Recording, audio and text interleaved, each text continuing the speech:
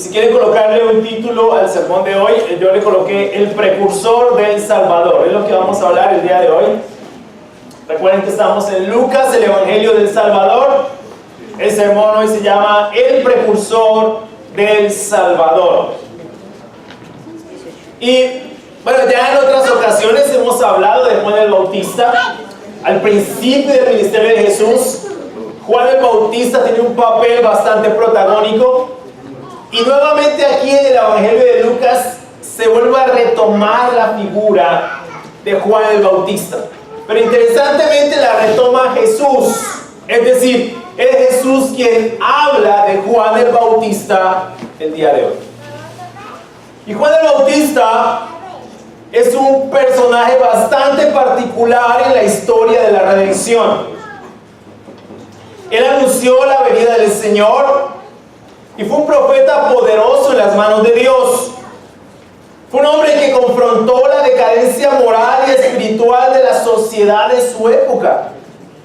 Pero también llevó a la sociedad de su época mediante su predicación al conocimiento de Jesucristo, el Salvador, el Cordero de Dios que quita el pecado del mundo, como él mismo lo anunció.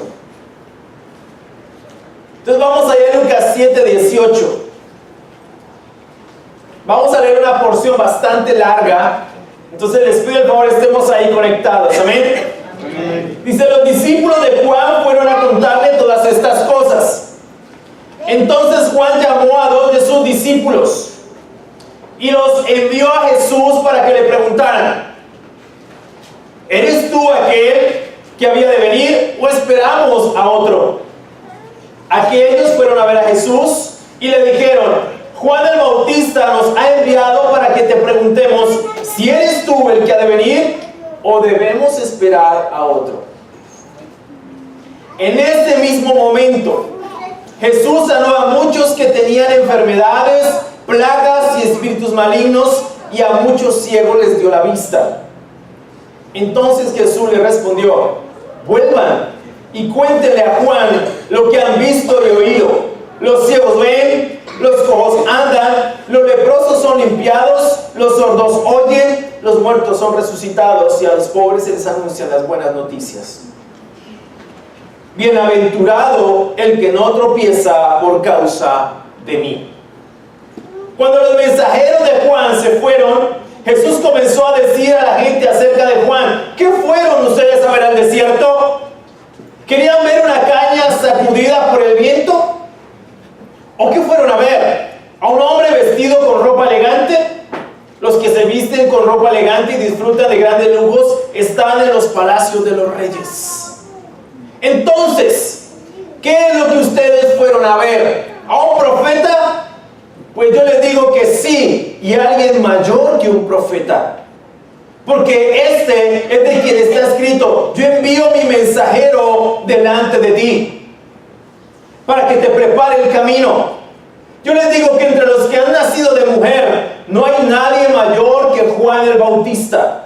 Aún así, el más pequeño en el reino de Dios es mayor que él. Al oír esto, todo el pueblo y los cobradores de impuestos reconocieron la justicia de Dios y se bautizaron con el bautismo de Juan. Pero los fariseos y los intérpretes de la ley rechazaron el propósito de Dios respecto de sí mismos y no fueron bautizados por Juan. El Señor agregó: ¿con qué compararé a la gente de esta generación? ¿A qué puedo compararlos?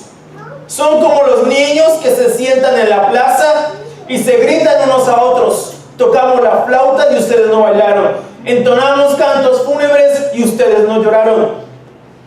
Porque vino Juan el Bautista, que no comía pan ni bebía vino, y ustedes decían: tiene un demonio.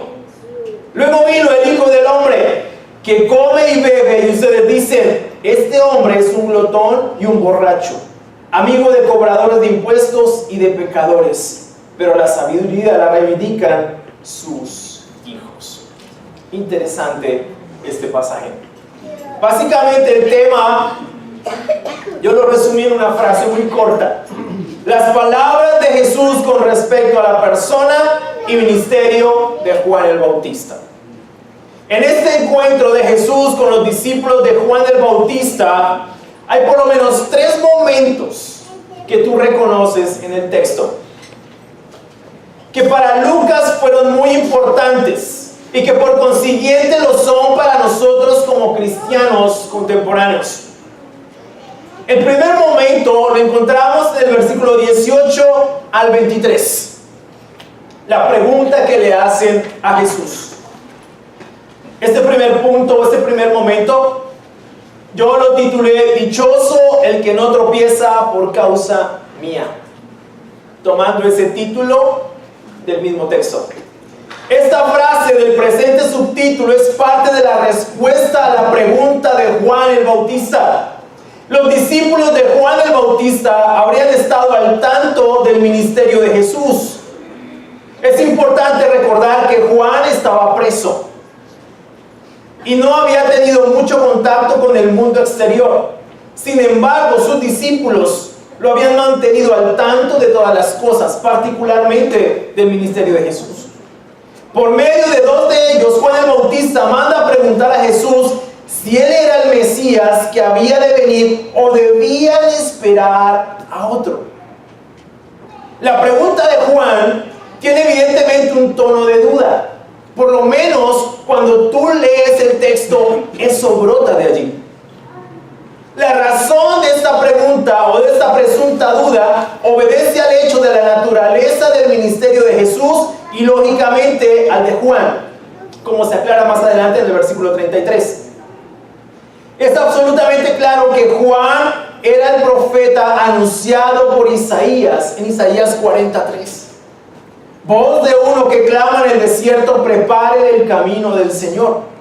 Y es absolutamente claro también que Juan, siendo el profeta que era, conocía las profecías acerca del Mesías. Es importante recordar aquí que los judíos esperaban a un Mesías político, que los rescatara de la opresión del Imperio Romano. Es probable que debido a esto Juan pidiera este tipo de confirmación. Para muchos es impensable que un profeta como Juan haya albergado dudas en su corazón con respecto a Jesús y su misión como el Mesías de Israel. Pero no es algo fuera de lógica en razón del clima político y religioso de la época, pero también por la respuesta de Jesús más adelante del versículo 23: dichoso el que no tropieza por causa mía. El clima moral, el clima político y religioso de Israel en esa época era bastante complicado. Los judíos evidentemente esperaban un Mesías político, un Mesías que los rescatara de la opresión del Imperio Romano, como en muchas otras ocasiones fueron oprimidos. Pero en esta ocasión ellos, los judíos, estaban esperando ese tipo de liberación. El Mesías que esperaban era un Mesías político, no un Mesías redentor. No era lo que ellos estaban esperando. La duda, si es que podemos llamarlo así, de parte de Juan el Bautista, es en razón de eso.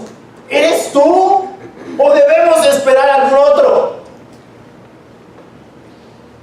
¿Eres tú el Mesías que nos va a rescatar o debemos esperar a algún otro?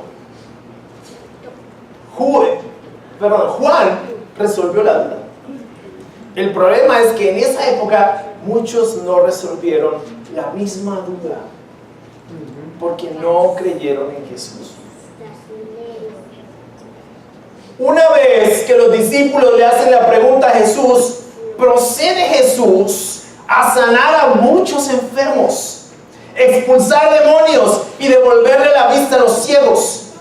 Y es esta la respuesta que envía a Juan con sus discípulos: vayan y cuéntenle a Juan lo que han visto y oído.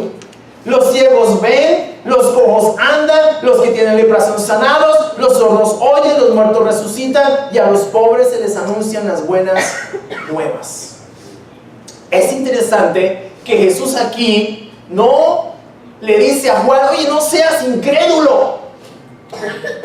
Jesús inmediatamente comienza a escenificar la profecía en el libro de Isaías, en Isaías 29, 18 y 19 y 35, 5 y 6. sana a estos enfermos, da la vista a los ciegos, sana a leprosos, resucita a muertos y le manda este mensaje a Juan el Bautista. Confirma su mesiasgo en ese mismo instante. La segunda vez que alguien le pidió hacer un milagro fue Herodes. Haz un milagro para mí, quiero verte en acción. Y Jesús no le contestó una sola palabra. Porque los milagros de Jesús no eran un show. No era algo que se podía hacer cada vez que la gente quisiera, simplemente para complacer su curiosidad o su falta de fe. Aquí había algo mucho más en juego: toda la redención. Juan el Bautista es confirmado en su corazón con los milagros, con las sanidades, con todo lo que Jesús hizo en ese mismo instante profetizado en Isaías, que perfectamente Juan conocía. Lo que hizo Jesús fue mostrarle: mira, esto que tú has leído se está cumpliendo en este momento. Y ahí paró todo el tema.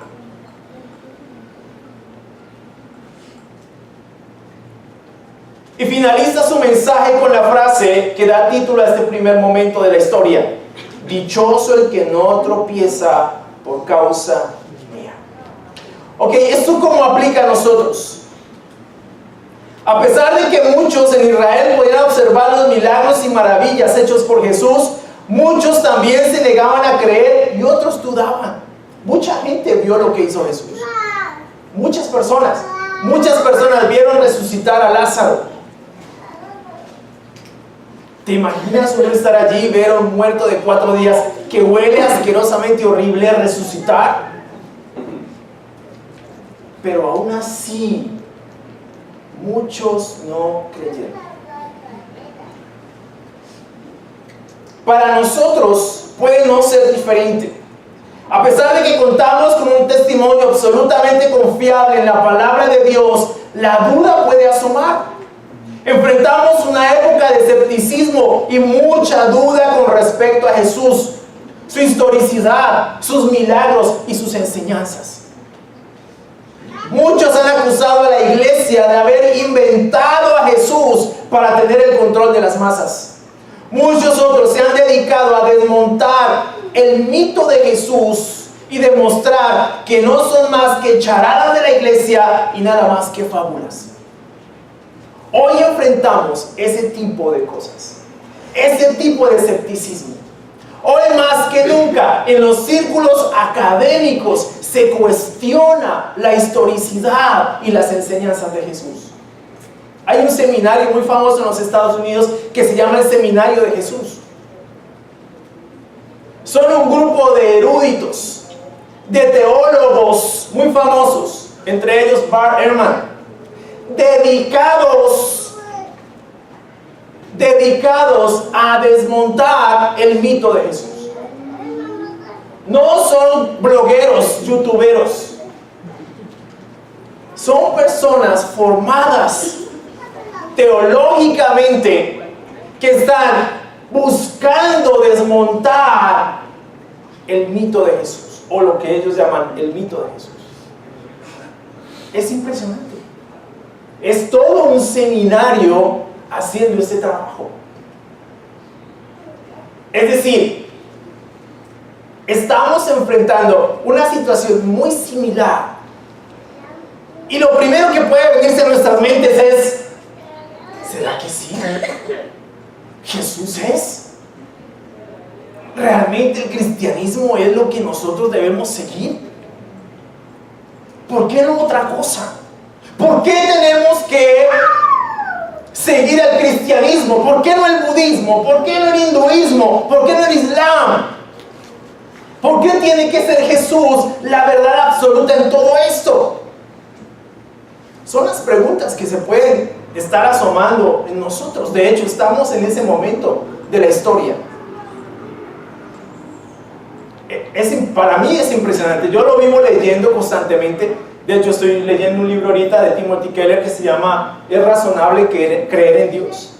Y es un libro que sale, es un bestseller en este momento, porque es un libro que sale en un momento bastante complicado del cristianismo, en el que estas cosas se están cuestionando profundamente, en el que nuestra fe está puesta en una tela de duda.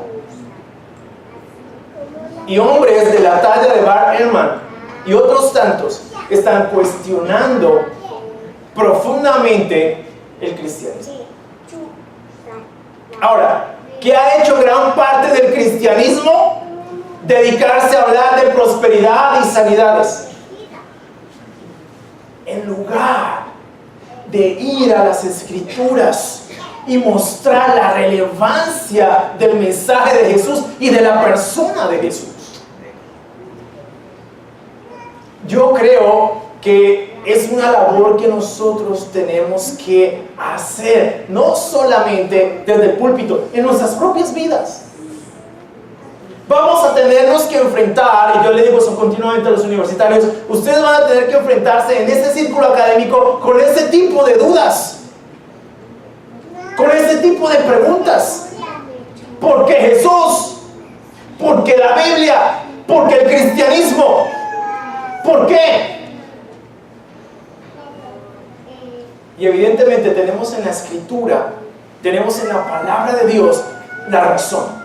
Jesús mismo dijo: yo soy el camino, la verdad y la vida, y solo por mí se llega al Padre. Solo por mí se llega al Padre. Es el único camino a Dios. Jesús, no una institución religiosa. Jesús es el único camino al Padre. Para Juan el Bautista fue claro: ok, este es el Evangelio. Lo que hizo Jesús fue escenificar el Evangelio en un momento delante de los discípulos de Juan. Vayan y cuéntenle a Juan que este es el mensaje. Yo soy el Mesías, y dichoso aquel que no tropieza por causa mía.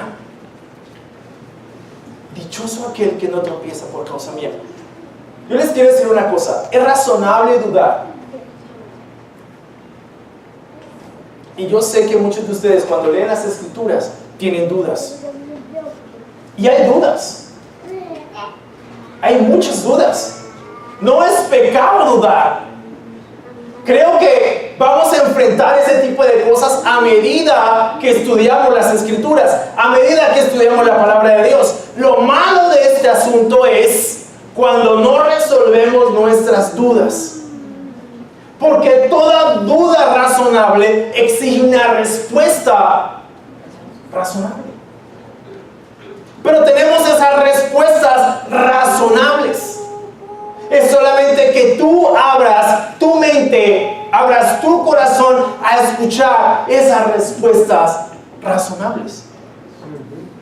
Hay suficiente evidencia, no solamente en la Biblia, sino en la historia, para asegurarnos de que el mensaje que tenemos es evidentemente el mensaje de Jesús, el mensaje de Dios. No hay duda de eso. Yo sé que hay personas que dicen: pero es que yo ¿cómo puedo asegurarme de que la Biblia que ustedes tienen realmente es la Biblia que el Espíritu Santo se propuso inspirar? Pero hay todo un estudio de la crítica textual que nos confirma eso.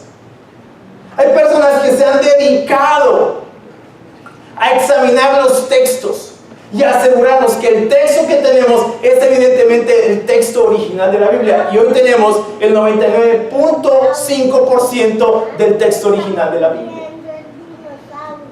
Lo otro corresponde a errores de ortografía, pero que no cambian en absolutamente nada el mensaje original.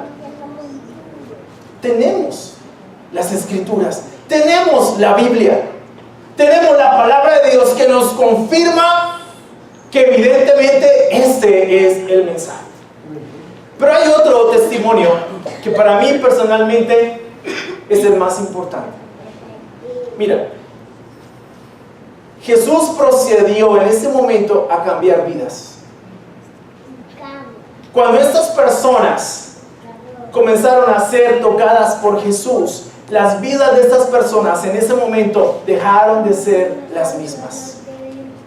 Hubo un cambio profundamente radical en todas las personas que en ese momento Jesús tocó y sanó.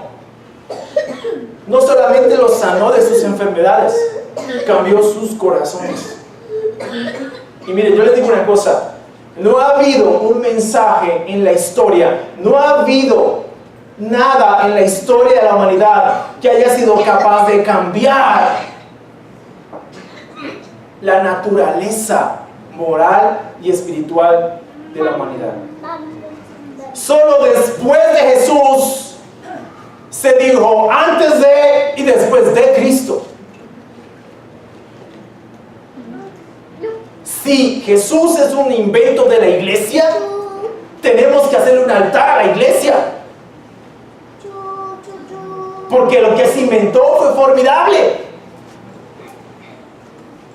Miles, millones de personas a lo largo de la historia del cristianismo han sido transformadas por la historia de Jesús, por el evangelio de Jesús. Miles de personas han dejado las drogas, han dejado la homosexualidad, han dejado el adulterio, han dejado el alcoholismo, han abandonado sus antiguas vidas solamente porque escucharon la historia de Jesús. Solamente porque se enfrentaron y fueron confrontados con el mensaje del evangelio. No hay nada que haya cambiado la vida de una persona de ese modo. Por lo menos no conozco algo así. En lo que he podido leer y estudiar, mi propia vida fue cambiada de esa manera. Y la vida de muchos aquí ha sido cambiada de esa manera. Hemos tenido dudas, por supuesto que hemos tenido dudas. Pero cuando yo leo y cuando leí esto hace mucho tiempo, entendí que lo que tengo que hacer con mis dudas es resolverlas y hacer que esas dudas se conviertan en convicciones muy profundas. Por lo menos para Juan el Bautista fue así. ¿Tienes dudas? Ok, sentémonos y hablemos. Resolvamos esas dudas. Pero no dejes que tus dudas te consuman y te alejen del propósito de Dios para tu vida. Que te alejen de la salvación, que te alejen de su plan. No dejes que las dudas te consuman y te aparten, porque dichoso aquel que no tropieza por causa mía. El segundo momento fue lo que Jesús dijo acerca de Juan el Bautista en el versículo 24. Cuando los mensajeros de Juan se fueron, Jesús comenzó a decir a la gente acerca de Juan: ¿qué fueron ustedes a ver al desierto? ¿Querían ver una caña sacudida por el viento? ¿O qué fueron a ver? ¿A un hombre vestido con ropa elegante? Los que se visten con ropa elegante y disfrutan de grandes lujos están en los palacios de los reyes. Cuando se fueron los mensajeros, de Juan el Bautista, Jesús comenzó a hablarle a la multitud acerca de Juan. Jesús realiza una serie de preguntas a las personas a las que se dirige. Entre ellas, ¿qué salieron a ver al desierto? ¿Una caña sacudida por el viento? Lo cierto es que Juan no era un débil mensajero que se tambaleara ante la presión de las opiniones humanas, sino que era un verdadero profeta. Nadie era más corriente, o nada era más corriente a orillas del Jordán que un junco que se doblara por la fuerza del viento. Era una frase proverbial que indicaba las cosas normales. Puede querer decir que la gente no fue al desierto para ver algo vulgar y corriente. Puede querer decir algo vacilante. Juan no era un hombre que se plegara ante las circunstancias o los poderosos de este mundo como un junco, sino inamovible como un árbol recio y fuerte. Juan no era un junco. Juan era un hombre íntegro. Y a mí me llama mucho la atención porque es Jesús quien habla de él. A pesar de que tal vez había tenido una duda. Eso no cambió la opinión de Jesús con respecto a Juan. para Jesús, Juan seguía siendo un verdadero profeta. Y al parecer un hombre que él amaba mucho. Jesús prosigue con las preguntas. ¿A un hombre vestido con ropa fina? Jesús responde ipso facto: claro que no, pues los que se visten ostentosamente y llevan una vida de lujo están en los palacios reales. Juan era todo menos un hombre elegante. Era un profeta acostumbrado a la vida dura. Vivió en el desierto, comía langostas y miel del monte. Era un asceta. Era un hombre supremamente disciplinado. No era cualquier clase de persona. No era un hombre acostumbrado a la comodidad. No era un hombre acostumbrado al lujo. Esas personas no podrían estar en el desierto. Juan era un hombre recio. Juan era un hombre fuerte. Juan era un hombre íntegro.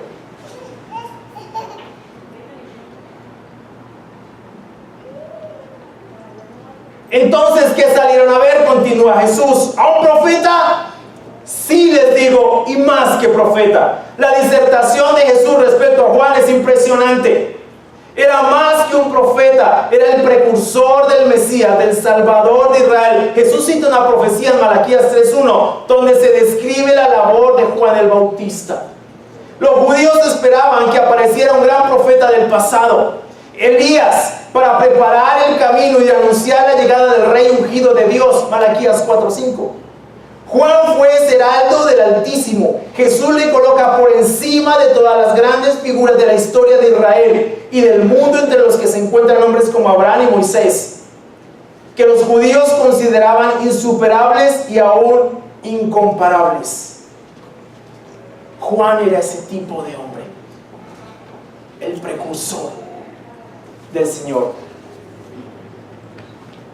En cuanto al comentario, que en el reino de Dios el más pequeño sería más grande que el más grande de los profetas, da a conocer los enormes privilegios de aquellos que son parte en el reino de Dios, por haber recibido la buena noticia de la cruz y la sangre de Cristo a su favor. Qué enorme privilegio es ser un cristiano. Porque ¿sabes qué? El más pequeño entre nosotros en el reino de Dios es más grande que Juan. Pero mira quién era Juan. Ahora mira la expectativa para el más pequeño entre nosotros. Para este momento es importante reflexionar al observar y leer lo que Jesús pensaba de Juan el Bautista con respecto al tipo de heraldos que somos quienes anunciamos a Jesús en estos tiempos. Es evidente que el ministerio de Juan el Bautista estaba enfocado en Jesús y en preparar su camino. Nunca desistió de su tarea, ni modificó su llamado. De alguna forma, al esperar la segunda venida de Cristo, quienes lo predicamos cada domingo, debemos preparar el camino del Señor y hacerle sendas derechas. Nuestro trabajo no corresponde a agendas personales o a ministerios privados. Nuestra tarea en los púlpitos debe ser anunciar al Mesías.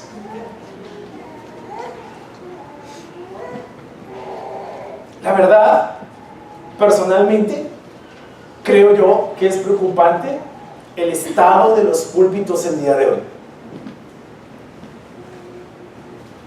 La verdad, yo creo, por lo menos yo, extraño hombres como Juan el Bautista. Hombres íntegros, hombres recios. Hombres que no se doblaban ante nada. Hombres completamente enfocados en anunciar al Mesías. Yo creo que los predicadores hoy, o quienes queramos ocupar un púlpito el día de hoy, tenemos que tener por lo menos algo de ese tipo de carácter de Juan el Bautista.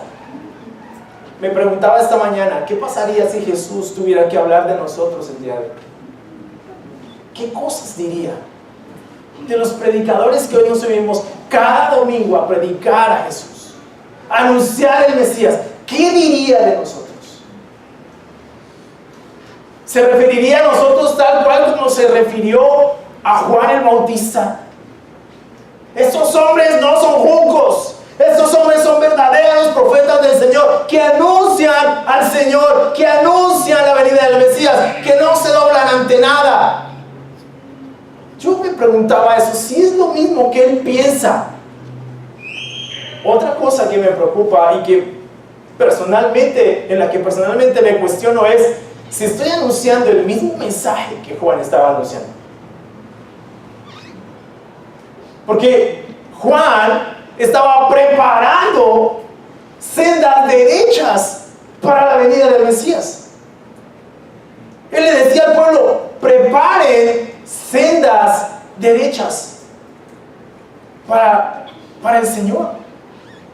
Juan dice, la profecía acerca de Juan dice: voz que clama en el desierto. Es un lenguaje figurado. ¿A qué desierto se refería? Al desierto moral y espiritual en el que se encontraba Israel en ese momento. Esa voz que clama en el desierto a estas personas: hagan sendas derechas para el Señor. Yo creo nosotros como predicadores debemos presentar el mensaje del Evangelio de esta manera. Tenemos que hacer sendas derechas para los pies del Señor.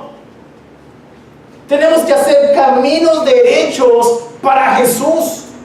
Miren, el anhelo más grande que yo tengo en mi corazón es que el día que Jesús llegue nos encuentre listos, con vidas completamente santas, que estemos preparados para esa venida. Pero yo creo que mucho me temo hoy que no creemos que Jesús va a venir, que no creemos que Jesús va a volver. ¿Y sabes por qué lo creo? Porque vivimos como si nunca fuera a volver. A veces tengo esa impresión.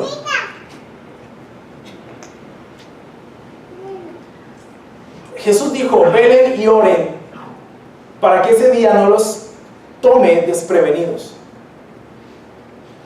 Y la verdad, estamos en un momento en la historia de nuestro país y del mundo en el que las cosas se están poniendo más difíciles todos los días. Es impresionante, es durísimo lo que vemos todos los días. Y mi pregunta es: ¿cómo nos estamos preparando realmente para recibir al Mesías? ¿Cómo están nuestras vidas? ¿Cómo estamos siendo en nuestros corazones? Tenemos que creer profundamente que el día que llegue Jesús realmente va a ser un día paradójico, porque va a ser terrible, pero también va a ser gozoso. Terrible para algunos, pero lleno de gozo para otros. Mi anhelo profundamente es por lo que oro cada día, mis hermanos y amigos: Dios mío, permíteme llevar a la iglesia a tus pies. Dios mío, permíteme llevar a mis hermanos a tus pies. No quiero pararme arriba a predicar algo simplemente por predicar o simplemente por hablar. Quiero llevar a la iglesia al temor tuyo. Es lo que oro cada día de mi vida. Es mi preocupación más grande. Mi anhelo más profundo es hacer las cosas bien en este púlpito y en mi vida. Porque no tendría sentido pararme aquí a hablar de algo que simplemente no vivo. ¿Para qué? Estaría perdiendo el tiempo. ¿Para qué predicar acerca de hacer las cosas bien, de ser santo, si no es lo que estoy buscando? Sería incoherente, sería ridículo. ¿Con qué cara me podría presentar ante ustedes? ¿Cómo les podría dar la mano si no estoy viviendo esto? Una de las grandes responsabilidades que tenemos nosotros como predicadores es precisamente ser esa, coherentes con el mensaje que predicamos. Porque estamos anunciando al Mesías. La predicación no tiene que ver con nosotros. La predicación no tiene que ver con cómo me veo yo en el púlpito. ¿Qué también predico? ¿Soy elocuente o no soy elocuente? La predicación tiene que ver con que tú como predicador, yo como predicador, estoy presentando al Señor. En el púlpito no me puedo ver más yo de lo que se ve Jesús. Si es así, entonces no es un púlpito donde se predica a Cristo, sino una personalidad. Y no es ese mi fin, no es ese mi deseo. Por eso tengo tantos problemas con este coaching mezclado en la predicación, porque el coaching promueve al ser humano, la predicación nunca promueve al ser humano. La predicación tiene el fin de presentar a Cristo y a este crucificado. Ese fue por lo menos el tenor de la predicación en el primer siglo. El tenor de la predicación de Juan el Bautista. Juan presentó al Mesías. Juan preparó sendas derechas para los pies del Mesías. Esta canción que acabamos de cantar, preparen el camino del Rey. Eso es lo que cada mañana, cada domingo, cada semana debemos estar haciendo quienes predicamos. Porque a la larga esto se trata de nuestra salvación, de nuestra eternidad. Un púlpito puede simplemente, o lo que se diga desde un púlpito puede cambiar radicalmente la vida de una persona, para mal o para bien. Así es. Por eso he hablado continuamente con ustedes en nuestras conversaciones informales. Tengan cuidado con lo que escuchan, tengan cuidado con lo que leen, tengan cuidado, porque aquí lo más importante es el mensaje del Evangelio. Y eso fue lo que le presentó Jesús a Juan el Bautista, el mensaje del Evangelio.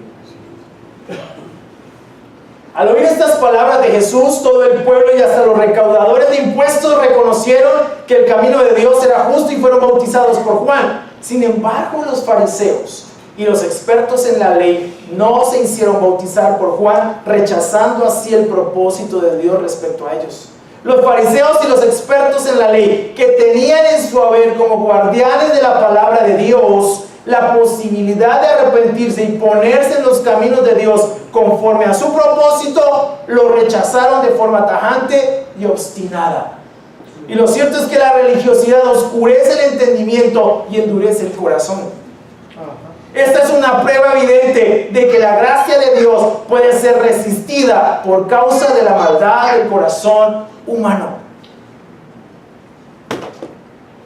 Eso puede pasar. Nos podemos acostumbrar a ser cristianos. Nos podemos acostumbrar a ir a la iglesia. Nos podemos acostumbrar a hacer las actividades de la iglesia. Nos podemos acostumbrar a la rutina de la iglesia. El corazón se puede endurecer. Con el tiempo, a veces nos deja de asombrar incluso leer la Biblia. Nos deja de asombrar lo que Dios hace. Y por eso muchas veces no cambiamos de la manera que tenemos que cambiar. Porque la religiosidad hace eso. La religiosidad nos acostumbra a algo y nos distancia muchísimo de Dios y de su palabra. El propósito aquí es ver eso que Juan el Bautista vio y eso que Jesús vio en Juan el Bautista.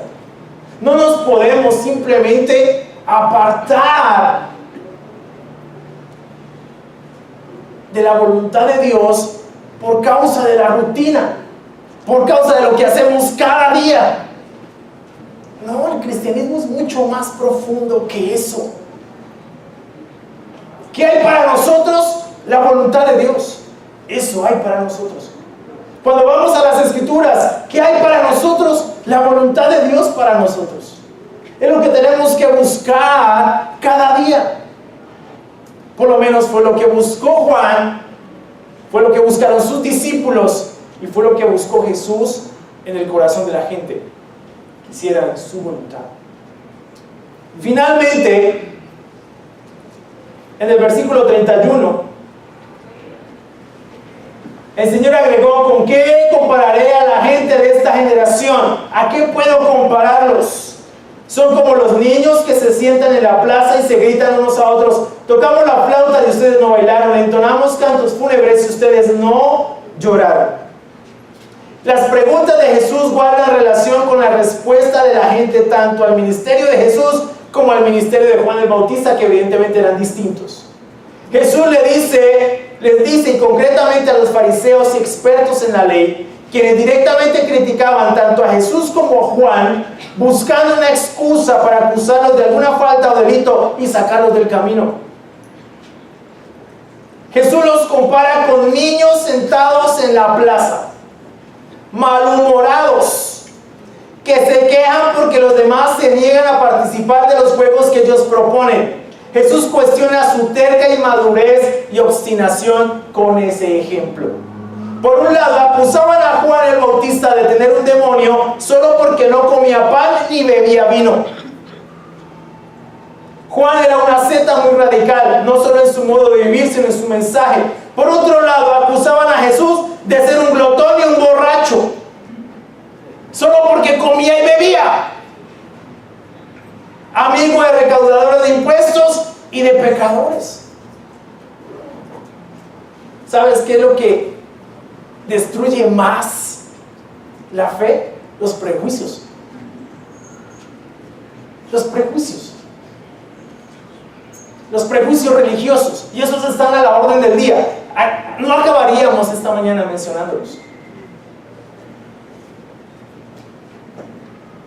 Es que este tipo no come ni bebe. Es muy serio.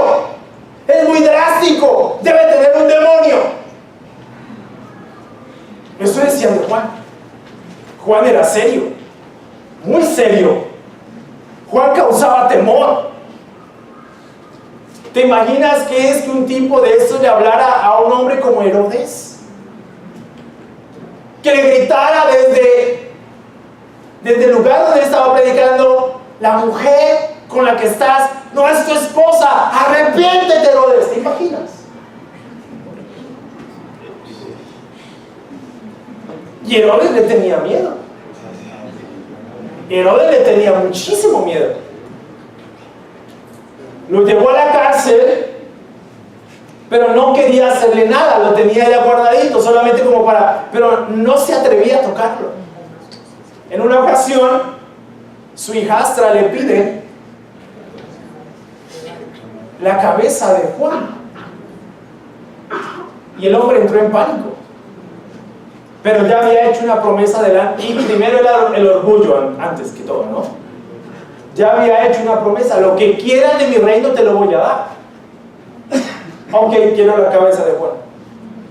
Aconsejada por su mamá. Ojo, mamás, con los consejos que dan. Con las cabecitas. Y definitivamente Herodes le tenía miedo a Juan, pero y con todo el temor que tenía, mandó decapitarlo. Pero Juan era un hombre serio. Juan no era un hombre con el que se podía jugar. Y los fariseos y los maestros de la ley también le tenían mucho temor. Y más cuando Juan los confrontaba tan profundamente, porque Juan no se andaba con cosas con ellos. En más de una ocasión les dijo: raza de víboras. ¿Vos te imaginas en un sermón raza de víboras? Ahí sí dicen que tengo un demonio. O ¿quién les ha dicho a ustedes que se van a librar del castigo que viene? Arrepiéntanse, les decía, y muestren frutos de su arrepentimiento. Juan era un hombre serio. Pero también de Jesús decían: no, come y bebe. Y come, y se la pasa comiendo y bebiendo. Porque ustedes ven los evangelios y Jesús se la pasaba de comida en comida. Todo el mundo le invitaba a comer y Jesús comía, ¿cierto? Y bebía. Es más, era amigo de cobradores de impuestos, de gente con la que nadie se quería relacionar, era amigo de prostitutas, hablaba con ellas. Y que un rabino hablara con una prostituta o comiera con un cobrador de impuestos ya era inconcebible en esa época. Y era como, este tipo, si de verdad fuera un profeta, sabría que está sentado al lado de una prostituta, que le está lavando los pies a una prostituta. O sea, todos esos eran los cuestionamientos que hacían con respecto a ellos. Pero ¿sabes qué? Todos se les convirtieron en excusas para no seguir el camino de Dios. ¿Cuáles son tus excusas hoy? Ay, es que aquí la alabanza no es como en otro lado. Es que en otro lado me hacen llorar. Es que aquí las mujeres usan pantalón. ¿Cómo así? Eso es pecado. Es que aquí las mujeres se cortan el cabello y eso está mal delante de Dios. Es que aquí no hablan en lenguas. ¿Qué? ¿De qué estamos hablando? Estamos usando los mismos prejuicios con los que se criticaron a Juan el Bautista y a Jesús para simplemente no seguir el mensaje del Evangelio. Para simplemente hacer eso.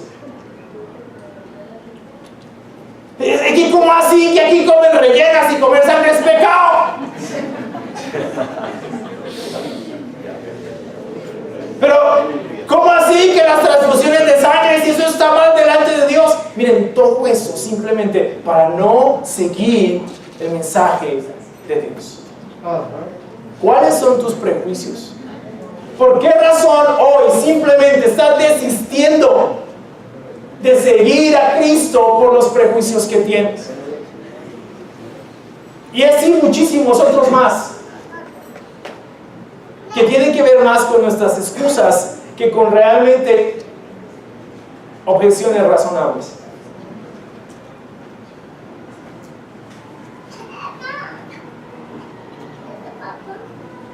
La sabiduría de Dios, finaliza Lucas acá, queda demostrada por los que la siguen o por los resultados.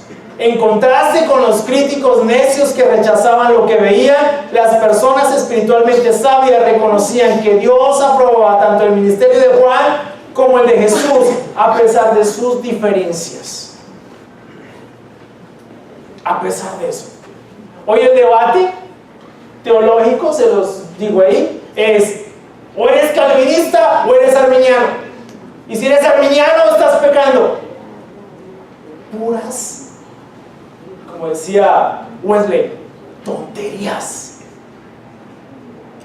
Cuando lo que tenemos que enfocarnos es en pensar, ¿a quién seguimos? A Cristo. Ok, si seguimos a Cristo, enfoquémonos en seguir las enseñanzas de Jesús. Yo no soy ni calvinista ni arminiano. Yo soy cristiano. No soy ni metodista ni wesleyano, que es la misma cosa, ni soy luterano. Yo sigo a Cristo. Todos ellos le hicieron un aporte espectacular al cristianismo, pero son hombres. Y como tal se pueden equivocar y se equivocaron. Aquí seguimos a Cristo. Seguimos a Jesús. Amamos a Jesús y lo que buscamos es hacer su voluntad. Esta historia que acabamos de estudiar es una lección para la iglesia de hoy. Juan el Bautista fue el precursor del Salvador. Su mensaje, vida y obra fueron invertidas en la proclamación de Cristo como el Mesías de Dios. Nuestras vidas deben ser invertidas en el propósito y la causa de Jesús, el camino, la verdad y la vida. Muchas gracias, mi amado.